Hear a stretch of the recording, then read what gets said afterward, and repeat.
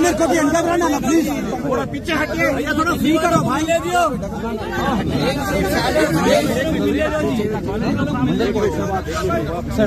भाई। मोहित भाई जरा कॉलनी वाले का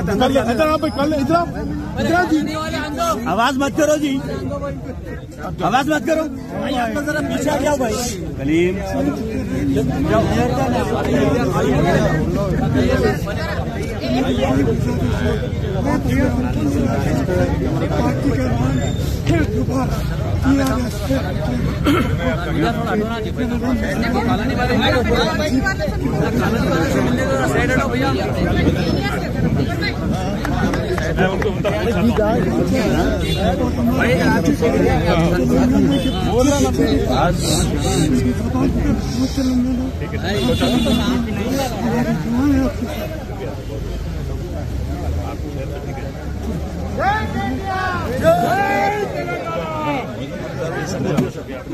आपको मैं एक कार्ड देना चाह रहा हूँ। कांग्रेस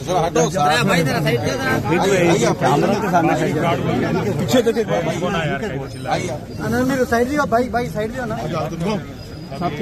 मतलब यही है, बाकी याद दिलाने के लिए काढ़ा काट रहे सब हर घर तक आवाज श्रवण है ना कार्ड कनिपियट्లేదు। वही देख रहा हूँ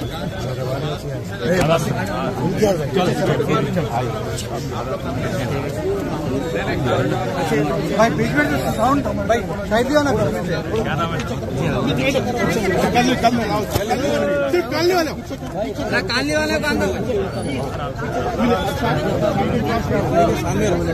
कालनी वाले मिल लीजिए उधर ही आते। आप ही को कैंपेन करना है, मैं क्या कर रहा हूँ?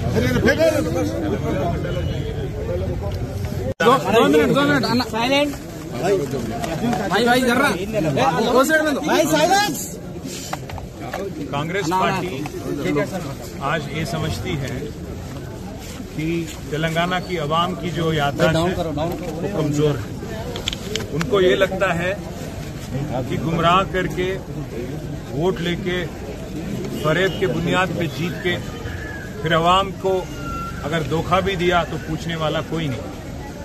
पर उनको आज ये याद दिलाने के लिए और उनको सबक सिखाने के लिए तेलंगाना की जनता के पास और खास हमारे जुबली हिल्स के इलाके में जो हमारे भाई है बहन है उनके पास एक जबरदस्त मौका है कि कांग्रेस पार्टी जो हथेली में जन्नत दिखा के वोट ली, 100 दिन में हर गारंटी को पूरा करने की जो वायदा करी, आज जब वो लोग अपने वादे से मुकर गए, 700 दिन बाद भी आज एक वादा तक अमल नहीं करे, तो उनको एक मुंहतोड़ जवाब देने का, एक सबक सिखाने का आपको सुनहरा मौका जुबली हिल्स इलेक्शन में आ गया।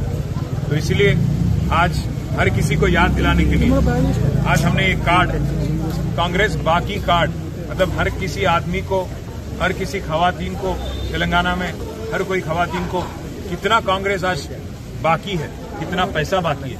जैसे महालक्ष्मी स्कीम बोले, हर महीने 2500 रुपये देंगे करके बोल दिया उन्होंने, 100 दिन के अंदर अंदर अमल करेंगे, पर आज 700 दिन हो गया, तो करीब करीब 22 महीने का महालक्ष्मी आज हर एक बहन को कांग्रेस बाकी है, करीब करीब 55,000 रुपया बाकी है।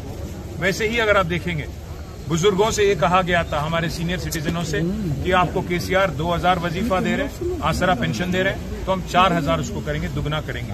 तो आज 44,000 रुपीज कांग्रेस बाकी है हमारे सीनियर सिटीजन्स को। वैसे ही हमारे किसान भाई से भी कहा था कि 10,000 नहीं 15,000 देंगे, तो आज हमारे किसान भाई को भी कर्जा है कांग्रेस का।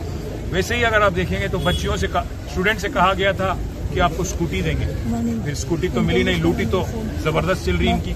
तो इसीलिए आज ये सब चीज याद दिलाने के लिए हमने एक कार्ड का कैंपेन शुरू किया, कांग्रेस बाकी कार्ड, और हर घर ये मैसेज पहुंचाएंगे, हर घर तक इसको ले जाएंगे, और उम्मीद करते हैं कि हर वो भाई, हर वो बहन जो आज जमहूरियत में गवर्नमेंट को एक बार याद दिलाने की कोशिश और गवर्नमेंट को एक सबक सिखाने की ये जो मौका है, इसका फायदा उठाएंगे और गवर्नमेंट को पटरी पे लाएंगे, सही रास्ते पे लाएंगे, और जो फरेब और झूठ के बुनियाद पे ये जो हुकूमत बनी, इसको फिर एक बार आप सबक सिखाएं, ये हमारी आपसे गुजारिश है। పెద్దలు కాంగ్రెస్ పార్టీ పెద్దలు ఏమనుకున్నారంటే ప్రజల జ్ఞాపక శక్తి చాలా తక్కువ, 100 రోజుల్లో అరిచేతిలో స్వర్గం చూపెట్టి నోటికొచ్చిన వాగ్దానాలు చేసి తర్వాత మర్చిపోయినా అడిగేవాళ్ళు ఎవరు లేరని చెప్పి ఇవాళ ఇష్టం వచ్చిన వాగ్దానాలు చేసి అడ్డగోలు హామీలు ఇచ్చి గద్దెనెక్కిన తర్వాత తప్పించుకునే ప్రయత్నం చేస్తా ఉన్నారు. ప్రతి ఆడబిడ్డకి నెలకు 2,500 రూపాయలు ఇస్తామని చెప్పి మాట ఇచ్చి ఇవాళ 100 రోజుల్లోనే దాన్ని అమలు చేస్తామని గ్యారంటీ కార్డులు రాసిచ్చి ఇవాళ దొంగ మాటలు చెప్పి తప్పించుకునే ప్రయత్నం చేస్తున్న కాంగ్రెస్ పార్టీకి బుద్ధి చెప్పడానికే ఈ కాంగ్రెస్ బాకీ కార్డును రూపొందించాము, ఇంటింటికి తీసుకొని పోతా ఉన్నాం. ఆ క్రమంలో ఈరోజు షేక్పేటలో మా నాయకులు ప్రదీప్ గారు, మా డివిజన్ అధ్యక్షులు, అట్లాగే మా ఇన్ఛార్జ్ గారు ఇక్కడ శ్రవణ్ గారు, ముఠా జయసింహ గారు, వారి నాయకత్వంలో ఇంకా మిగతా మిత్రుల నాయకత్వంలో దీన్ని ఇంటింటికి తీసుకొని పోతా ఉన్నాం. ఒక మహిళలకే కాదు, కాంగ్రెస్ పార్టీ అందరికీ ద్రోహం చేసింది. రైతులకు 15,000 రైతు బంధు అన్నారు, వాళ్ళతో మోసమే చేసినారు. పిల్లలకు 2 లక్షల ఉద్యోగాలు అన్నారు, నిరుద్యోగ భృతి అన్నారు. మరి మొదటి సంవత్సరంలోనే 2 లక్షల ఉద్యోగాలు ఇచ్చేస్తామని నమ్మబలికినారు. ఈ రోజు వరకు కనీసం 6-7 వేల ఉద్యోగాలు కూడా ఇవ్వలేదు.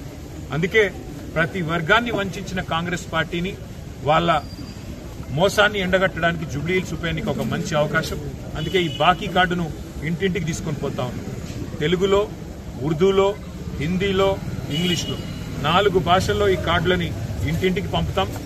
ప్రతి ఇంట, ప్రతి గడపకి, ప్రతి గుండెకి కాంగ్రెస్ మోసాన్ని వివరించి చెబుతాం. చెప్పి మరి జూబ్లీహిల్స్ ఎన్నికల్లో కానీ అట్లాగే స్థానిక సంస్థల ఎన్నికల్లో కానీ ఈ ప్రభుత్వానికి చెంపపెట్టు లాంటి సమాధానం ఇవ్వాలి అని చెప్పి ప్రజలను మేము అభ్యర్థిస్తా ఉన్నాం. ఎందుకంటే ఇప్పుడు కనుక మీరు బుద్ధి చెప్పకపోతే రాబోయే 2 ఏళ్లు మళ్లీ దొరకరు మీకు. మేము చేసిందే కరెక్ట్, మేము మోసం చేయడమే కరెక్ట్ అన్నట్టుగా కాంగ్రెస్ పార్టీ పరిపాలన నడుస్తా ఉంది. కాబట్టి ఈ కాంగ్రెస్ బాకీ కార్డును వాళ్ళే గ్యారంటీ కార్డులు ఇచ్చైతే గారడీ చేసి ఓట్లు సంపాదించారో, ఏ గ్యారంటీ కార్డుల పేరిట గాంధీలు వచ్చి ఓట్లు కొల్లగొట్టారో, మరి ఆ మోసాన్ని తిరిగి ప్రజలకు పరిచయం చేయడానికి, ఆ మోసాన్ని తిరిగి ప్రజలకు గుర్తు చేయడానికే ఈ ఉద్యమాన్ని తీసుకున్నాం. దీనికి సహకరించాలని, ఇంటింటికి బాకీ కార్డును తీసుకెళ్లాలని మా బీఆర్ఎస్ కార్యకర్తలకు విజ్ఞప్తి చేస్తూ ఇక్కడ షేక్పేటలో ఈరోజు మరి ఈ సమతానగర్ లో అందరూ కూడా పెద్దలు, హిందువులు, ముస్లింలు, కులాలకు, మతాలకు అతీతంగా ముందుకు వచ్చి తిరిగి కేసీఆర్ గారు రావాల్సిందే, మళ్లీ సంక్షేమ రాజ్యం రావాలి, మళ్లీ అభివృద్ధి చూడాలి అంటే కేసీఆర్ గారి ప్రభుత్వం తిరిగి రావాలని వాళ్ళు చెప్తుంటే నిజంగా కూడా చాలా గొప్పగా అనిపించింది. తప్పకుండా మా అభ్యర్థి మాగంటి సునీత గోపీనాథ్ గారిని జూబ్లీహిల్స్ ఉప ఎన్నికల్లో గెలిపించాలని అభ్యర్థించడానికి, అట్లాగే లోకల్ బాడీస్ లో కూడా ఎక్కడికక్కడ మరి బీఆర్ఎస్ పార్టీ అభ్యర్థుల్ని గెలిపించాలని అభ్యర్థించడానికే ఈ కార్యక్రమాన్ని తీసుకున్నాం. దయచేసి దీన్ని విజయవంతం చేయాల్సిందిగా మా కార్యకర్తలందరికీ కూడా విజ్ఞప్తి చేస్తూ, అట్లాగే ఇక్కడ ఉన్న పరిస్థితులు కూడా ఇప్పటిదాకా మిత్రులు చెప్తా ఉన్నారు. మరి ఇదివరకు కేసీఆర్ గారి ప్రభుత్వం ఉన్నప్పుడు మరి మున్సిపల్ మేనేజ్మెంట్ బాగుండేది, రోజు చెత్త కలెక్షన్ కానీ, ఇక్కడ డ్రైనేజీల వ్యవస్థ కానీ, ఇక్కడ రోడ్ల నిర్వహణ కానీ బాగుండేది. ఇప్పుడు అసలు గవర్నమెంటే లేదు, చాలా దారుణంగా ఉంది పరిస్థితి అని చెప్పి స్థానిక మహిళలు చెప్తా ఉన్నారు. అట్లాగే ఇదివరకు 2 రోజులకు ఒకసారి వచ్చే చెత్త కలెక్షన్ వాళ్ళు ఇప్పుడు 4 రోజులకు కూడా రావడం లేదని చెప్తున్నారు. కేసీఆర్ గారు ఉన్నప్పుడు ఇక్కడ ఇన్వర్టర్లు, జనరేటర్లు అన్ని కూడా పక్కకు పెట్టారు. కానీ వాళ్ళ మళ్లీ తిరిగి జనరేటర్లు, ఇన్వర్టర్లు కొనుక్కునే దుస్థితి వచ్చింది, మళ్లీ కరెంటు కోతలు ప్రారంభమైనాయని చెప్పి పెద్దలు చెప్తా ఉన్నారు. ఇవన్నింటి దృష్ట్యా తప్పకుండా ఈ బాకీ కార్డు ఉద్యమం ఒకవైపు, ఈ స్థానిక సంస్థల పర్యవేక్షణలో కూడా కాంగ్రెస్ ప్రభుత్వం ఏదైతే విఫలమైందో దాని విషయంలో కూడా మరి ప్రజలు బుద్ధి చెప్పే విధంగా ఆలోచించాలని చెప్పి కూడా కోరుతూ మీడియాకు కూడా హృదయపూర్వకంగా దీనికి మద్దతు పలుకుతున్నందుకు ధన్యవాదాలు. అభివృద్ధి కార్యక్రమాలు చేస్తున్నారు. ఒక ఎమ్మెల్యే గారు కాంగ్రెస్ ఎమ్మెల్యే గారు అసలు అభివృద్ధే లేదు అంటూ ఒక పెద్ద వ్యాసం రాశారు నిన్నగాక మొన్న ఒక పత్రికలో. మహబూబ్ నగర్ ఎమ్మెల్యే ఎన్ఎం శ్రీనివాసరెడ్డి గారు, మరొక ఎమ్మెల్యే ఎల్లారెడ్డి ఎమ్మెల్యే మదన్ మోహన్ రావు గారు మాకు కాంగ్రెస్ ప్రభుత్వం నిధులు ఇవ్వడం లేదు అని చెప్పి వరల్డ్ బ్యాంక్ దగ్గర 100 కోట్లు రావాలని చెప్పి ఆయన ఉత్తరం రాశారు. ఈ రాష్ట్రంలో పరిస్థితి ఎట్లా ఉందో దాన్ని బట్టే చెప్పొచ్చు. ఇక్కడికి వచ్చే మంత్రులు గాని, ఇక్కడికి వచ్చే సామంతులు గాని ఎన్నికల వరకే ఉంటారు తప్ప మళ్లీ ఎన్నికల తెల్లారి మళ్లీ మీ ముంగటుండేది, మీకు సేవ చేసేది ఒక్క బీఆర్ఎస్ పార్టీ వాళ్ళు తప్ప ఇంకెవరు కూడా ఇక్కడ ఉండరు. ఈ టూరిస్ట్ లెవెల్ అయితే వస్తున్నారో పోతున్నారో మంత్రులు ఒక్కరు కూడా హైదరాబాద్ జిల్లా వాళ్ళు కాదు. వాళ్ళు తెల్లారి ఇక్కడ ఎవరు మిగిలరు, ఎవరు ఉండరు. మళ్లీ మీ కష్టంలో సుఖంలో ఉండేది బీఆర్ఎస్ పార్టీ మాత్రమే. అందుకే బీఆర్ఎస్ ఎమ్మెల్యేలని గతంలో హైదరాబాద్ లో గెలిపించారు, రేపు కూడా గెలిపించాలని మళ్లీ ప్రజల్ని కోరుతాం. సో ఫ్యూచర్ సిటీకి వాళ్ళ సీఎం రేవంత్ రెడ్డి ప్రజెంట్ సిటీని పట్టించుకోమనండి.